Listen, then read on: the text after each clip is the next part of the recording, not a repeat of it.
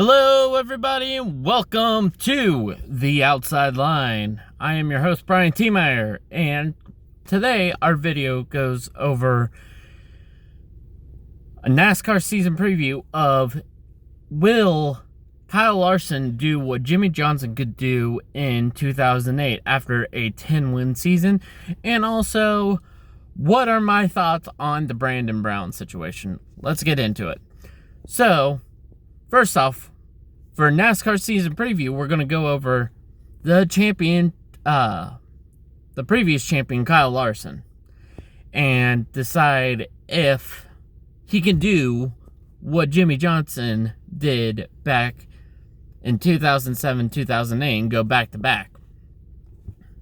And they have very, very, very similar stats from their 10-win season. Kyle Larson, 10 wins. Jimmie Johnson, 10 wins. Kyle Larson, 20 top fives. Jimmie Johnson, 20 top fives.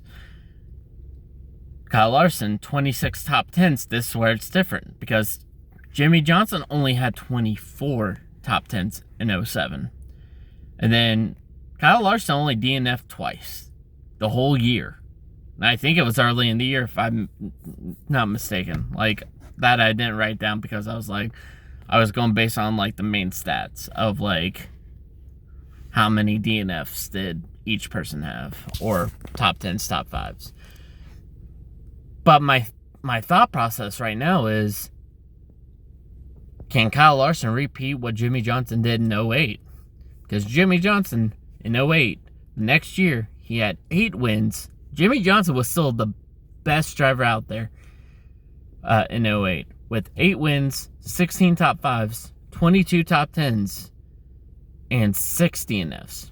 The 6 DNFs, I can't remember what exactly happened there. But, I think Kyle Larson can. And the reason I say that is I think Kyle Larson really is the best driver that Hendrick Motorsports has. I mean, you have Chase Elliott, who I think is probably the second best driver. Sorry about all the glare. I'm in my car, just from work. There we go. But I think that Kyle Larson is the best driver. I think Chase is a close second. I think Jace is a really great driver as well. But I think Larson can do it because he has the talent and the crew. As far as I know, there's no crew change. There's no one different on that crew for this year compared to last year. And I think that Kyle Larson can do it.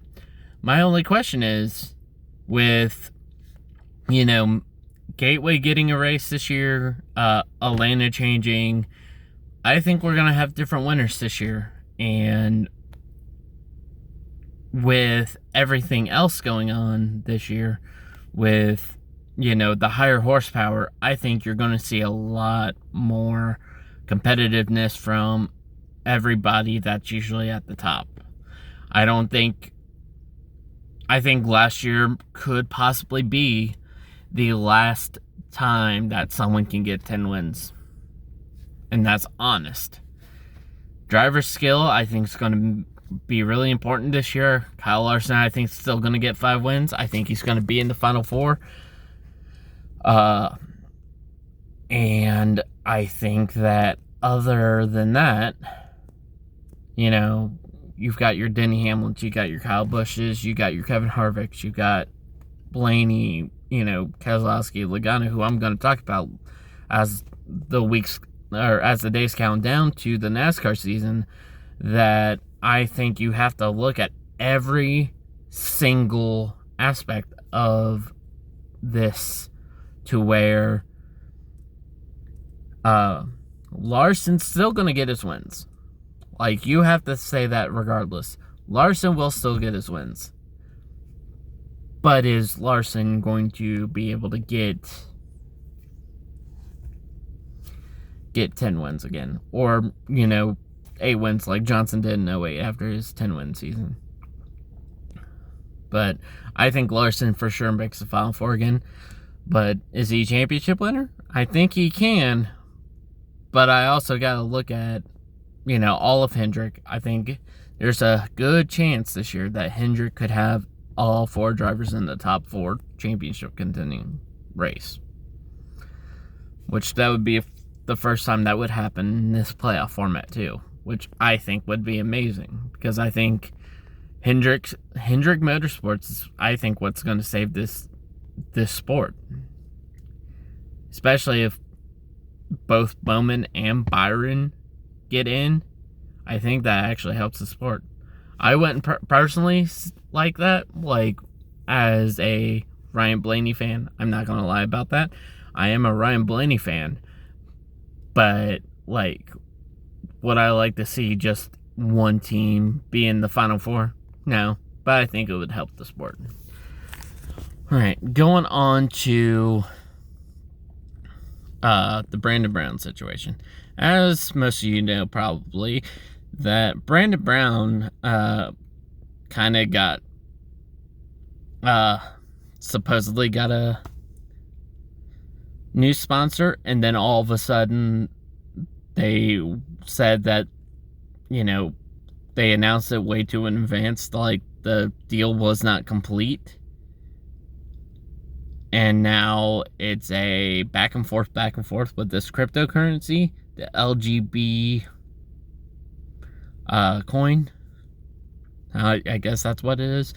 But I think it's just ridiculous, because a couple weeks ago, Brandon Brown said it was hard to get a sponsorship for his car, and now all of a sudden he got it, but they went too far ahead. Now I just shake my head and I'm like, what can you possibly do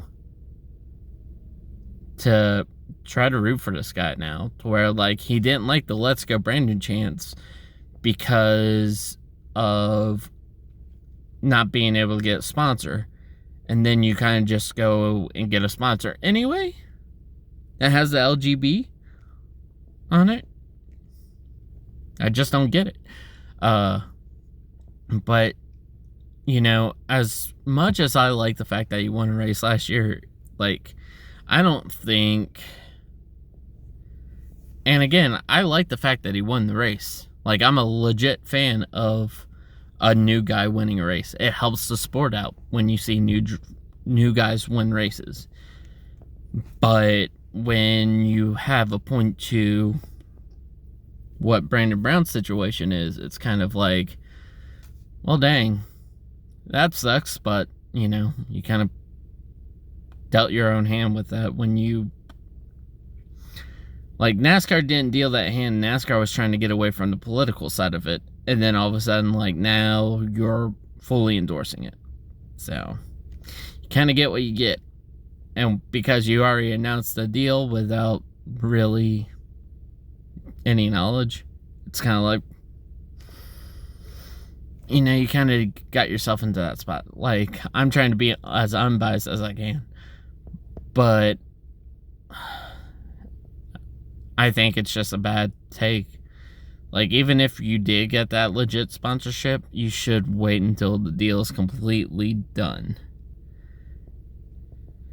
But what I'm wanting to do with this channel from now on is I'm wanting at least once a week to try to get a good text interview, or even